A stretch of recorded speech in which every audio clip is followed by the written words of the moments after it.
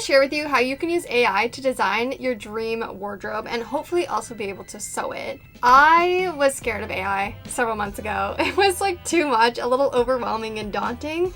But ultimately, I got ChatGPT, which is what we're going to be using today. And I started to use it a bit. I incorporated it a bit more in my workflow. And honestly, it's made a good improvement. Then I started to think, can I use ChatGPT to help design future projects? And that's where we are now.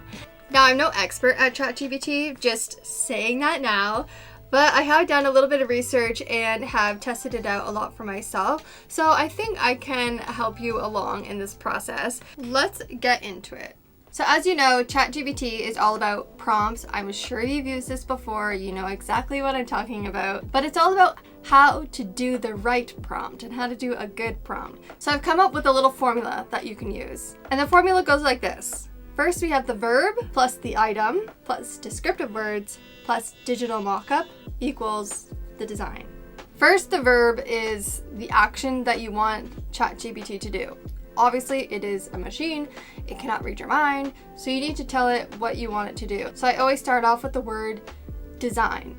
Then, of course, you have to specify what you want it to design. Do you want a top, pants, skirt, miniskirt, jacket, bag?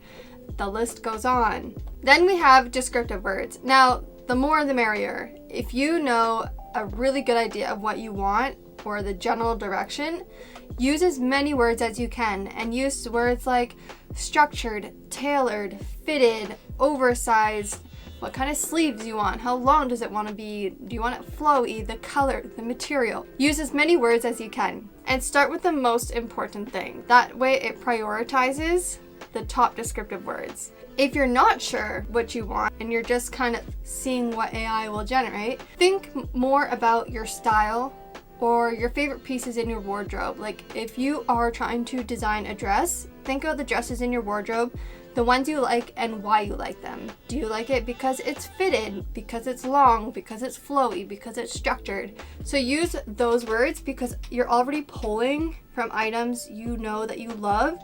So the outcome of the design is going to be similar to things that you already have and love. If you don't know the color or the fabric, that's okay. You can get into that later, but this is more to come up with the general idea and the first design mock-up. Then you're going to end your prompt by saying, do a digital mock-up, and this just ensures that you get an actual photo. I'm sure you're a visual learner.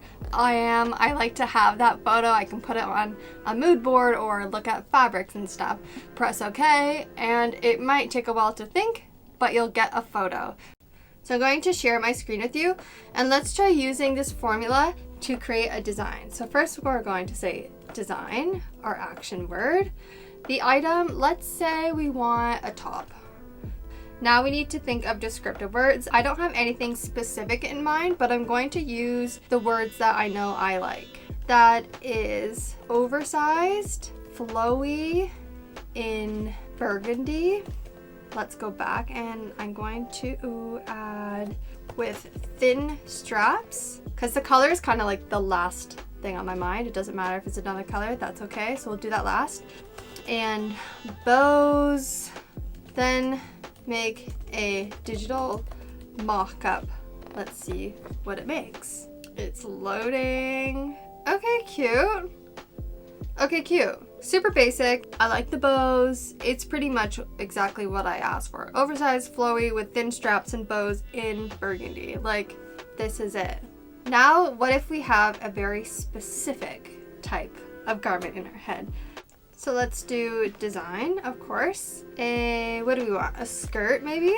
A skirt that is mid-calf length, navy blue, half circle skirt with embellishments close to the hem all the way around in a variety of florals and bows. Let's say 5 centimeter waistband that closes at center back with an invisible zipper. Oh, and we're getting 2 responses because we're giving feedback. It'll be interesting to see what they both make.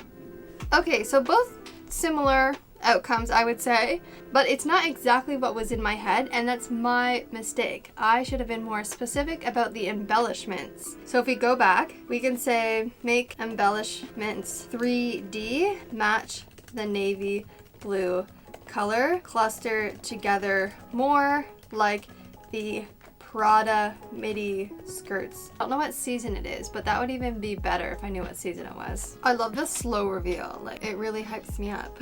Okay, see, this is way more what I had in my head. I think that's kind of cute. So you can keep going back and forth. Really analyze the design. What do you like? What do you don't like? And why don't you like it? For me, it was, I didn't like that it was colorful embroidery, and I didn't like that it was flat. So then you can prompt it, and then it will give you exactly what you want. So you've done the prompt, you designed the item that you'd like to wear for the summer or for the fall, and now you want to make it. Now this part is a bit tricky because this is where technology meets real life. I did the prompts many times and I didn't love the patterns that ChatGPT suggests all the time. I feel like there's so many more patterns out in the world. So something that I strongly suggest you do is to actually break down the style of the design that you just created. So we're going to ask ChatGPT, break down the design, because you're not going to find the exact pattern for your design. So you're going to have to find a pattern that's close to your design, and then you're going to have to make minor alterations, which again, you can do a YouTube tutorial how to alter. You can ask ChatGPT, how do you alter a pattern? It's just more about finding the pattern as close as possible.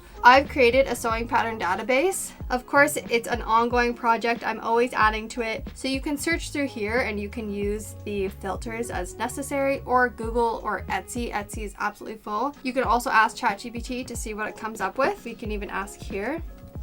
So it literally gives you a list of suggested sewing patterns. And then of course you can go to each pattern and see which one fits best. I feel like it can be quite fun to play around and come up with different designs, even if it's way too out of reach for you to make it. It's still fun to see what you can come up with. Maybe you discover a new style or new silhouette, or it helps you to think a little bit more outside the box when you do sew next time. And when you're creating your next project, maybe you have an idea to add a 3D embellishment or add a trim that you wouldn't have added. I think there's so many cool ways that you can use AI. Another way would be to ask AI to mock up a pattern you already have with some fabrics you already have. Maybe you have a boat neck dress and you want to see it in a canvas versus a sheer fabric, just to see, why not? And then you can have a better understanding of what fabric you want to use, maybe what fabric you want to go out and buy. I think it could be fun, and it's a really good tool, so you're not always guessing like, what would this look like in this fabric? You can just ask ChatGPT